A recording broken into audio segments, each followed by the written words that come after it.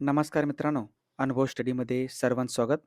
16 जुलै 2026चे जेवढेही चालू घडामोडीचे महत्त्वाचे टॉप प्रश्न आहेत, हे सगळे महत्त्वाचे प्रश्न आपण या व्हिडिओच्या माध्यमातून बघूयात. रोज सकाळी 6 वाजता आपण साधारणतः 10 प्रश्न असे जे असतात, ते प्रश्न बघत असतो. तुम्ही जर नवीन असेल तर चॅनलला सबस्क्राईब करा. तुमच्या मित्रापर्यंत लिंक शेअर करा.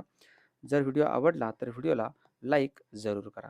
बघत अत्यंत महत्त्वाचे 16 जुलैचे बुलेट रॅपिड फायरचे प्रश्न. तत्पूर्वी मागच्या लेक्चरमध्ये जो प्रश्न विचारला होता शेवटी, त्याचं उत्तर अगोदर आपण जाणून घेऊयात. नुकत्याच महिला T20 आंतरराष्ट्रीय सामन्यामध्ये सर्वकालीन सर्वाधिक बळी घेणारी गोलंदाज कोण ठरली आहे? सर्वात जास्त बळी कोण घेतले असेल? सर्वात जास्त विकेट घेतलेले तर दीप्ती शर्मा, पर्याय क्रमांक 3. दीप्ती शर्मा लक्षात ठेवा. चला, अत्यंत महत्त्वाचा आजचा पहिला प्रश्न जो तुमच्या समोर आहे. कझाकिस्तानमधील बायकोनूर कॉस्मोड्रोम येथून रॉसकॉस्मॉस सोयूज MS-29 या अंतराळ यानातून आंतरराष्ट्रीय अंतराळ स्थानकावर जाणारे भारतीय मूळ निवासी कोण बनलेले आहेत? आता हे जाणार आहेत, अजून अजून गेलेले नाहीत, लक्षात ठेवा. ओके. आणि हे जे काही मिशन आहे, हे मिशन खूप महत्त्वाचं आहे. ह्याच्यामध्ये भारतीय वंशाचे व्यक्ती गेले आहेत. त्यांचं नाव आहे अनिल मेनन, पर्याय क्रमांक 2. लक्षात ठेवा, अत्यंत महत्त्वाचं आहे. आणि हे नासातर्फे हे अंतराळात जाणार आहेत, लक्षात ठेवा. आणि भारतीय वंशाचे व्यक्ती कोण असतील? जे आंतरराष्ट्रीय अंतराळ स्थानकावर गेलेले पहिले भारतीय व्यक्ती शुभांशु शुक्ला. इंटरनॅशनल स्पेस स्टेशनवर जाणारे पहिले भारतीय व्यक्ती कोण असतील? तर त्यांचं नाव आहे शुभांशु शुक्ला. इंटरनॅशनल स्पेस स्टेशनवरती अंतराळात जाणारे पहिले भारतीय व्यक्ती तर राकेश शर्मा. पुढचा प्रश्न दुसरा. नुकतेच ICC हॉल ऑफ फेम 2026मध्ये समाविष्ट होणारे तिसरी भारतीय महिला क्रिकेटर कोण बनलेले आहेत? बघा, भारताचे एकूण आत्तापर्यंत 13 जे खेळाडू आहेत, हे 13 खेळाडूंचा समावेश हा ICCच्या हॉल ऑफ फेममध्ये करण्यात आलेला आहे. आणि आता नुकताच तिसरी महिला बनली, त्यांचं नाव आहे अंजुम चोप्रा, पर्याय क्रमांक 3. अंजुम चोप्रा. 2026मध्ये 3 व्यक्तींचा याच्यामध्ये समावेश करण्यात आला. एक व्यक्ती तर केविन पीटरसन, दुसरी व्यक्ती सौरभ गांगुली, तिसरं येतं अंजुम चोप्रा. म्हणजे भारतीय व्यक्ती 2 आहेत, अंजुम चोप्रा आणि सौरभ गांगुली. आता एकूण 3 आहेत, लक्षात ठेवा. आणि तिसरी भारतीय महिला असतील तर पहिल्या महिला कोण असतील? पहिली महिला येतात डायना एडल्जी. डायना एडल्जी हे येतं. डायना एडुल्जी आहेत पहिली महिला. दुसरी येतं नीतू डेव्हिड, दुसरी भारतीय महिला. आणि आता तिसरा बनले तर तिसरी भारतीय महिला अंजुम चोप्रा. या ठिकाणी लिस्ट बघून घ्या. आतापर्यंत भारताचे 13 खेळाडू आहेत आणि जगातील ह्या लिस्टमध्ये किती प्लेयर असतील, किती खेळाडू असतील, तर ते 125 खेळाडू आता झालेले आहेत जगातील. मग पहिले व्यक्ती कोण असतील? पहिल्यांचं नाव आहे बिशन सिंग बेदी. 2009मध्ये त्यांचा समावेश करण्यात आला. आणि सुनील गावस्कर यांचाही 2009मध्ये समावेश करण्यात आलेला आहे. कपिल देव 2010, अनिल कुंबळे 2015, राहुल द्रविड 2018, सचिन तेंडुलकर 2019, विनू मंकड 2021, डायना एडुल्जी जे आहेत ते 2023मध्ये यांचा समावेश करण्यात आला. वीरेंद्र सेहवाग 2023, नीतू डेव्हिड या दुसरी महिला 2024मध्ये, MS धोनी 2025, सौरभ गांगुली 2026 आणि अंजुम चोप्रा 2026. लक्षात ठेवा, हे कोणत्या खेळाडूचा समावेश ICC हॉल ऑफ फेममध्ये विचारला आहे किंवा म्हणजे समावेश करण्यात आलेला आहे किंवा नाही, अशा प्रकारचे प्रश्न तुम्हाला विचारू शकतात पेपरला. पुढचा प्रश्न त्याला तिसरा. नुकत्याच केंद्रीय पर्यावरण मंत्री भूपेंद्र यादव यांच्या अध्यक्षतेखाली राष्ट्रीय व्याघ्र संवर्धन प्राधिकरणाची म्हणजेच national tiger conservative authority NTCA ची 29वी बैठक 9 जुलै 2026 रोजी कुठे पार पडली आहे? हे पार पडलं कोइंबतूर या ठिकाणी. कोइंबतूर कुठे येतं? तमिळनाडू या राज्यामध्ये येतं कोइंबतूर या ठिकाणी हे पार पडलेलं. लक्षात ठेवा, केंद्रीय पर्यावरण मंत्री येतं भूपेंद्र यादव. कोइंबतूर याला काय म्हणतो आपण? याला म्हणतो आपण दक्षिण भारताचे मँचेस्टर. दक्षिण भारताचे मँचेस्टर असंही म्हटलं जातं कोइंबतूरला. आणि कोइंबतूर या ठिकाणी कशाची संशोधन संस्था आहे का? यस आहे, केंद्रीय किंवा राष्ट्रीय ऊस प्रजाती संशोधन संस्था. ऊस प्रजाती संशोधन संस्था हे आहे कोइंबतूरला. NTCA काय करत असतं? हे करत असतं व्याघ्र गणना दर 4 वर्षांनी होते. लक्षात ठेवा, दर 4 वर्षांनी व्याघ्र गणना होते. आणि हे कोण करत होतं? तर NTCA करत असतं. पुढचा प्रश्न नुकतेच आलेला आहे. हेनले पासपोर्ट इंडेक्स 2026मध्ये भारत जगात कितवा क्रमांक लागतो? हेनलेचं हे पासपोर्ट इंडेक्स आहे, ह्याच्यामध्ये भारताचा क्रमांक हा 80वा लागतो, पर्याय क्रमांक 1. 80 लक्षात ठेवा. आणि भारताने आत्तापर्यंत 55 देशांना व्हिसा फ्री ॲक्सेस दिलेला आहे. आणि जसं हे ॲक्सेस वाढत राहील तसं ह्याचं भारताचा जो काही रँकिंग आहे तोही 80 वरून 78, 80, 79, 75 असं कमी होत राहील. म्हणजे चांगली गोष्ट आहे थोडक्यात. आणि ह्या रँकिंगमध्ये हेनले पासपोर्ट इंडेक्समध्ये टॉप लेवलला 1 नंबरला कोण असेल तर तो सिंगापूर. सिंगापूर 1 नंबरला आहे.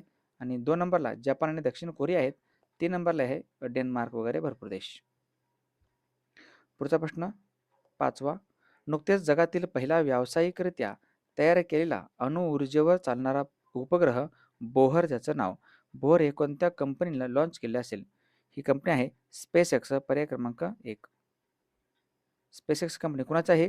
ही कंपनी आहे एलन मस्कची. एलन मस्क याची ही कंपनी आहे, लक्षात ठेवा स्पेस एक्स. आणि हे कोणत्या उपग्रहाद्वारे लॉन्च करण्यात आले असेल? फाल्कन 9. फाल्कन 9 याद्वारे हे लॉन्च करण्यात आलेलं आहे. कळालं का? अणुऊर्जेवर चालणारा पहिला उपग्रह आहे, तो उपग्रह आहे त्याचं नाव आहे बोहर. बोहर. आणि अणुऊर्जेवर चालणारे ओके, भारतातील पहिला अणुविद्युत प्रकल्प कुठला असेल तर तो आहे तारापूर. तारापूर हा पहिला अणुविद्युत प्रकल्प आहे. आणि पहिली अणुभट्टी आहे अप्सरा. अप्सरा. का जॅक्सा ही जपानची का आहे अंतराळ संशोधन संस्था आहे. नासा ही अमेरिकेची आहे. आणि इस्रो ही आपल्या भारताची आहे. इस्रोचे अध्यक्ष डॉक्टर व्ही नारायणन. पुढचा प्रश्न 6वा. नुकत्याच भारतीय भूवैज्ञानिक सर्वेक्षण संस्थेने GSIने कोणत्या राज्यातील चामराजनगर जिल्ह्यातील गुंडलुपेट तालुक्यात थोरियम खनिजाचा एक दुर्मिळ साठा शोधून काढलेला आहे? हे सापडले कर्नाटकमध्ये, पर्याय क्रमांक 2. हे जे काही गुंडलुपेट तालुका आहे तो तालुका आहे कर्नाटकमध्ये. थोरियम लक्षात ठेवा, MP आता थोरियमचा दुर्मिळ साठा सापडलेला आहे. ओके, थोरियम असू द्या किंवा युरेनियम असू द्या, यांचा साठा हा एकाच खनिज प्रकारामध्ये सापडतो, तो म्हणजे मोनाझाईट वाळू. मोनाझाईट या वाळूमध्ये सापडतात हे मुख्यतः. लक्षात ठेवा, जे खनिज सापडले आहेत किंवा हे जे काही साठा सापडला आहे हे याचं असू शकतं मोनाझाईट्स. लक्षात ठेवा थोरियम IMP आहे.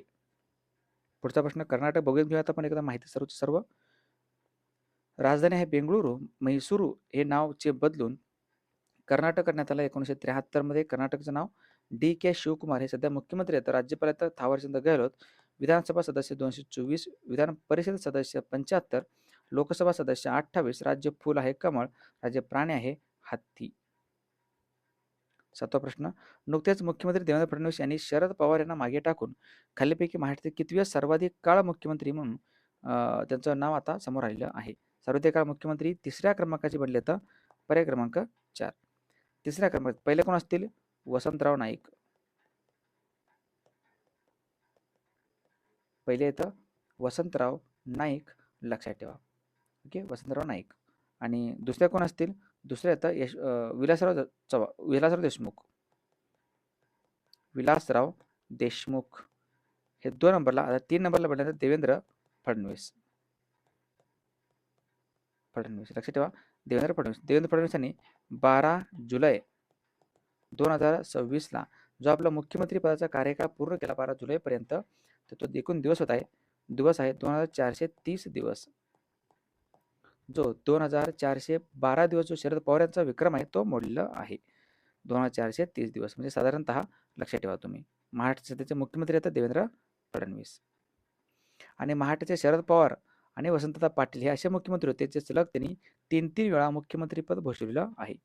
पुढचा प्रश्न 8वा. नुकतेच भारताचे सरन्यायाधीश सूर्यकांत शर्मा यांनी कोणत्या ठिकाणी टॉवर ऑफ जस्टिस परिसराचे उद्घाटन केलं? टॉवर ऑफ जस्टिस हे कुठं आहे? हे आहे गुरुग्राम हरियाणामध्ये, पर्याय क्रमांक 2. गुरुग्राम हरियाणा. लक्षात ठेवा हरियाणामध्ये गुरुग्राममध्ये इंटरनॅशनल सोलार अलायन्सचं मुख्यालय देखील आहे. इंटरनॅशनल सोलार अलायन्सचं मुख्यालय कुठे आहे? तर गुरुग्रामलाच आहे. आणि गुरुग्राम याच ठिकाणी भारतातील पहिलं धान्य ATM पण सुरू करण्यात आलं होतं. भारतातील पहिलं धान्य ATM इथंच आहे. भारतातील पहिले फर्स्ट LPG ATM हे पण कुठं असेल तर हे देखील आहे गुरुग्राममध्येच. न्यायमूर्ती सूर्यकांत शर्मा. लक्षात ठेवा सुप्रीम कोर्ट आहे IMP. सुप्रीम कोर्टामध्ये सध्या 37+1 असे एकूण 38 न्यायाधीशांची संख्या आहे. 34+1 38 न्यायाधीश सध्या येतात आणि सूर्यकांत शर्मा हे कितव्या क्रमांकाचे भारताचे सरन्यायाधीश आहेत हे तुम्हाला कमेंट बॉक्समध्ये सांगायचं आहे. कितव्या क्रमांकाचे आहेत सूर्यकांत शर्मा हे भारताचे सरन्यायाधीश. पुढचा 9वा प्रश्न. नुकत्याच Fortune India most powerful women 2026च्या यादीत प्रथम क्रमांक कोणाला भेटलेला आहे? हे व्यक्ती आहेत नीता अंबानी. पर्याय क्रमांक 4. नीता अंबानी लक्षात ठेवा. महिला व मुलींसाठी सक्षम करण्यासाठी त्यांनी काम केले, त्यांना हा पुरस्कार देण्यात आलेला आहे. Fortune India most powerful women. 2 नंबरला कोण असतील त्याच्यामध्ये? दुसऱ्या क्रमांकावरती रोशनी नाडर मल्होत्रा. रोशनी नादर मल्होत्रा. पुढचा अंतिम प्रश्न. जागतिक युवा कौशल्य दिन हा कधी साजरा केला जातो? जागतिक युवा कौशल्य दिवस असतो 15 तारखेला, 15 जुलैला. पर्याय क्रमांक 3. म्हणजे काय जुलै महिना आहे त्याच्यावरती एक नजर आपण टाकूयात. राष्ट्रीय डॉक्टर्स दिन असतो 1 जुलैला. GST दिवस 1 जून 1 जुलैला आहे. त्यानंतर महाराष्ट्र कृषी दिन 1 जुलै. SBI दिवस असतो 1 जुलैला. 2 जुलैला असतो जागतिक क्रीडा पत्रकार दिन. 3 जुलैला आहे आंतरराष्ट्रीय प्लास्टिक पिशवी मुक्ती दिवस. 4 जुलैला अमेरिकन स्वातंत्र्य दिन. 6 जुलैला जागतिक ग्रामीण विकास दिन. 7 जुलैला असतो जागतिक क्षमा दिवस. 9 जुलैला आहे राष्ट्रीय विद्यार्थी दिन. 10 जुलैला आहे जागतिक ऊर्जा स्वतंत्रता दिन आणि 15 जुलै असतो जागतिक युवा कौशल्य दिन. हे होते अत्यंत महत्त्वाचे प्रश्न, महत्त्वाचं जे काही त्याचं विश्लेषण.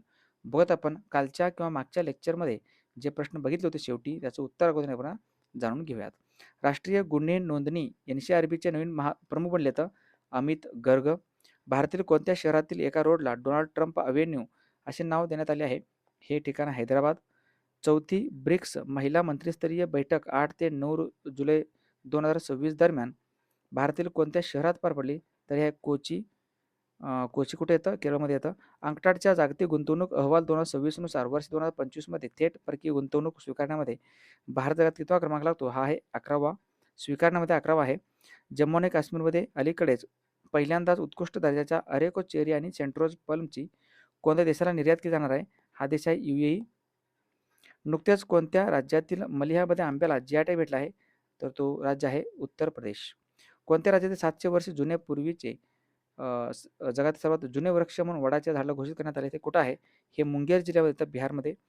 नुकत्याच कोणत्या ठिकाणी मानस आणि महाभारत नावाचे आंतरराष्ट्रीय सभ्यता अभ्यास केंद्र उघडण्यात आले आहे? कोणत्या ठिकाणी? तर ते आहे बिश्केकला. 8व्या खेलो इंडिया युथ क्रीडा स्पर्धा 2026चे आयोजन आहे तेलंगणामध्ये. कोणत्या राज्याने जनगणमन व वंदे मातरम अनिवार्य केले आहे? हा राज्य आहे त्रिपुरा. GI टॅग मिळालेले सिरसा किन्नू हे कोणत्या राज्यातील पहिले फळ आहे? हे आहे हरियाणा. जेसन होल्डरने एकदिवसीय आंतरराष्ट्रीय क्रिकेटमधून निवृत्ती घोषित केली असून तो कोणत्या संघाकडून खेळतो? संघ आहे वेस्ट इंडिज. विम्बल्डन टेनिस पुरुष एकेरी 2026चा विजेता कोण आहे? जानिक सिन्नर. चीनमध्ये पार पडलेल्या आशियाई अंडर-23 ॲथलेटिक्स चॅम्पियनशिप 2026 मध्ये पदक तालिकेमध्ये भारत कितव्या क्रमांकावर आहे? 4था. 18 मीटरचा कार्यात्मक ड्राफ्ट असलेले भारतातील दुसरे प्रमुख बंदर कोणते बनले आहे? हे आहे कामराजर बंदर.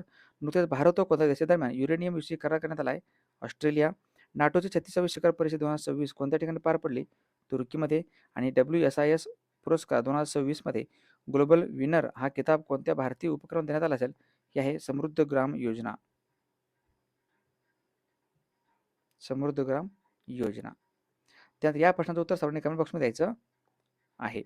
नुकत्याच कोणत्या राज्यातील नैसर्गिक इतिहास संग्रहालयाला भारताचे 21वे नियुक्त संग्रहस्थान म्हणून अधिसूचित करण्यात आले आहे? ऑप्शन तुमच्या समोर आहे, त्याचं उत्तर कमेंट बॉक्समध्ये सांगायचं आहे. आणि जे विद्यार्थी आपलं जे का अनुभव स्टडीचं चॅनल आहे व्हॉट्सअपचं चॅनल, हे चॅनल कोणी जॉईन केलं नसेल तर या ठिकाणी अशा प्रकारचे नाव दिसेल. व्हॉट्सअपच्या साईडला स्क्रोल केल्यानंतर तुम्हाला व्हॉट्सअप चॅनल दिसतील, त्या ठिकाणी आपलं हे व्हॉट्सअप चॅनल राहील. बाकी स्पेशल GKची पण बॅच आहे या ॲपवरती. ॲप इन्स्टॉल करा आणि त्याचा फायदा तुम्ही नक्कीच लवकरात लवकर करून घ्या. बाकी टेलिग्राम चॅनल आहे, त्या टेलिग्राम चॅनलला देखील तुम्ही जॉईन करून घेऊ शकता. इंस्टाग्रामची आयडी त्याला पण फॉलो करा. शेवटपर्यंत व्हिडिओ बघितल्याबद्दल धन्यवाद मनापासून. तुमच्या मित्रांपर्यंत लिंक शेअर करा, लाईक करा. आवडला असेल तर चॅनलला सबस्क्राईब जरूर करायला विसरू नका. चला भेटूयात उद्या सकाळच्या 6 वाजता बुलेट रॅपिड फायरमध्ये आणि आज रात्री 9 वाजता आपल्या नाद वर्धेचा लाईव्हच्या लेक्चरमध्ये यूट्यूबवरती. Okay, thank you. जय हिंद.